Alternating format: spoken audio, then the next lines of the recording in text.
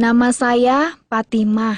Hingga usia 30 tahun, saya hidup bahagia sebagai muslim yang taat. Suatu hari, saya mempunyai kerinduan untuk mempelajari agama Islam lebih mendalam. Keabsahan untuk menyerang dan perbudakan dalam Islam adalah awal di mana saya mulai mencari kebenaran. Saya membutuhkan waktu 9 tahun untuk menyadari bahwa agama Islam tidak mungkin berasal dari Allah. Ritual ibadah yang rumit dan aturan-aturan kecil yang harus ditaati terkadang membuat frustasi. Misalnya, berwudu akan dianggap batal bila buang angin. Ketika sholat buang angin, maka sholat dinyatakan batal dan harus diulang dari awal, dari mulai berwudu. Perempuan yang sedang menstruasi tidak boleh menyentuh Al-Quran. Saudara lelaki dan ayah pun tidak boleh tahu sedang menstruasi. Bahkan ketika tidak puasa di bulan Ramadan, harus tetap bangun pagi untuk sahur, supaya kaum pria di keluarga tidak tahu kalau sedang menstruasi. Apakah dengan mengikuti ritual-ritual tersebut dapat menjamin Allah akan menerima ibadah kita? Allah tidak memerlukan ritual. Yang Allah lihat adalah ketulusan hati saat menyembahnya. Melihat dan menyentuh Ka'bah merupakan impian setiap umat muslim. Tetapi saya tidak tertarik untuk melakukannya. Saya memang pernah ikut umroh, tapi saya melihat hampir semua ritual umroh sia-sia. Bahkan saya tidak mengerti mengapa harus mengelilingi Ka'bah 7 kali. Mengapa harus saling dorong hanya untuk mencium sebuah batu. Ketakutan untuk naik haji berawal ketika seorang kerabat saya ikut terbakar pada kejadian kebakaran tahun 1977. 2 tahun kemudian, dia meninggal karena komplikasi. Tahun 2003, teman saya meninggal karena terinjak-injak ketika naik haji. Kecelakaan memang bisa terjadi di mana dan kapan saja. Tapi ketika naik haji, kita berangkat untuk beribadah kepada Allah.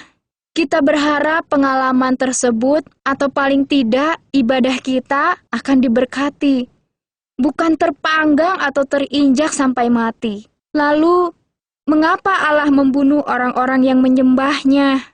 Mengapa ia begitu kejam jika mereka melakukan hal yang benar? Saya juga membaca sebuah buku tentang pengalaman-pengalaman Nabi Muhammad dengan jin. Diceritakan bagaimana kondisi fisiknya ketika dia menyatakan menerima wahyu dari Allah. Tubuhnya menjadi kaku, berkeringat seperti kerasukan setan. Saya berpikir, malaikat-malaikat berbicara kepada semua nabi dan bahkan kadang kepada wanita. Tetapi mereka tidak pernah kerasukan. Bahkan ketika berhadapan dengan setan, mereka tidak berkeringat dan ambruk. Para nabi punya kuasa mengalahkan roh-roh seperti itu. Lalu, saya membaca satu hadis di mana Muhammad mengatakan ada jin beserta dia. Muhammad menekankan, dengan pertolongan Allah, ia sudah menguasai jinnya. Dalam hadis itu, Muhammad mengatakan, jin tersebut sudah menjadi muslim. Tapi saya dapat merasakan ketakutan Muhammad yang tersembunyi tentang keselamatannya. Menurut saya, itu adalah alasan satu-satunya mengapa seluruh orang Islam harus mendoakannya setiap sholat. Kejanggalan lain yang saya temukan dalam Islam adalah jumlah ayat Al-Quran yang berjumlah 6.666 ayat. Sungguh mengejutkan. Ternyata angka 666 adalah nomor untuk antikristus, seperti yang tertulis dalam kitab Wahyu 13 ayat 8 dan kitab Wahyu 20 ayat 4. Seorang nabi datang untuk mengubah keadaan yang jahat dan mengubah masyarakat. Ada yang mengatakan bahwa serangan, poligami, pernikahan anak yang masih kecil, perbudakan, dan istri yang dipukuli merupakan adat kebiasaan kuno di Arab. Islam mengizinkan semua ini untuk diteruskan. tetapi mencoba untuk mengontrolnya. Tetapi Islam tidak mengubahnya. Ini hanya menunjukkan bahwa apa yang seharusnya dilakukan tidak dilakukan oleh Muhammad. Dia mungkin mencoba untuk membuat garis batasan, tetapi dia juga mendukung kebiasaan-kebiasaan jahat ini di dalam prosesnya. Akhirnya, saya pun memutuskan untuk meninggalkan agama Islam dan menjadi pengikut Isa Al-Masih. Pesan Isa Al-Masih adalah yang terbaik dan paling damai. Dia yang dapat membawa perubahan melalui kasih. Tidak ada yang dapat menandingi Isa Al-Masih, Sang Juru Selamat.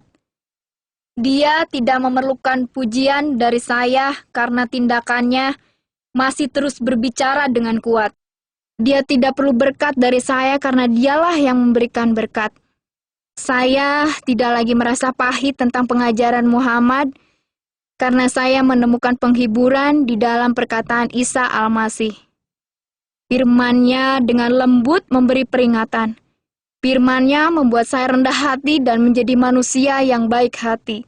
Sekarang saya sungguh percaya, jika kita dengan segenap hati mencari kebenaran dan membuka hati serta pikiran, Isa Al-Masih akan menemukan kita. Sebab Dia telah berjanji dalam Injil, Rasul besar Matius 7 ayat 7, "Mintalah, maka akan diberikan kepadamu. Carilah, maka kamu akan mendapat. Ketuklah, maka pintu akan dibukakan bagimu. Sungguh Allah adalah gembalaku."